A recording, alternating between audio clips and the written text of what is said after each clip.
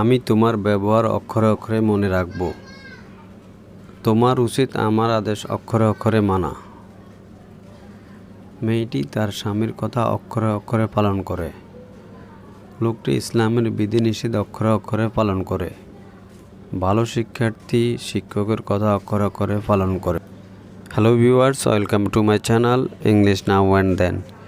Video শুরুতে আমি যে সেন্টেন্সগুলো রিড আউট করছি, আর এই সেন্টেন্সগুলোর মধ্যে খুবই কমন যে ওয়ার্ডটি রয়েছে অক্ষরে অক্ষরে।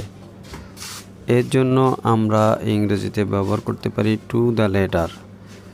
আরও ভালোভাবে বোঝার জন্য আমরা একটা স্ট্রাকচার ব্যবহার করতে পারি, আর স্ট্রাকচারটি এরকম হবে sentence then to the letter.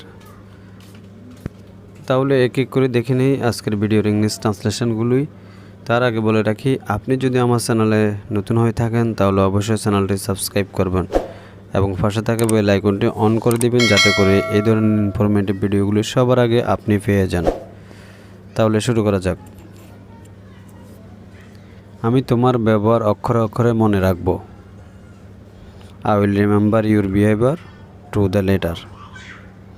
তোমার উচিত আমার আদেশ অক্ষরে অক্ষরে মানা। You should obey my order to the letter. And the next sentence আর, মেয়েটি তার স্বামীর কথা অক্ষরে অক্ষরে পালন করে। The girl obeys the order of her husband to the letter. লোকটি ইসলামের বিধিবিধান অক্ষরে অক্ষরে পালন করে। The man follows the rule of Islam to the letter.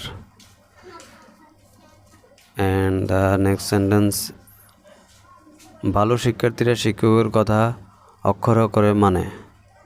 এবং এই সেন্টেন্সটির ইংলিশ ট্রান্সলেশন কী হবে তা অবশ্যই কমেন্ট বক্সে লিখে জানাবেন। আজকের ভিডিও এই পর্যন্ত। Thank you all, thank you everybody. Please do like, share and comments. Never mistake to subscribe. Thank you once again.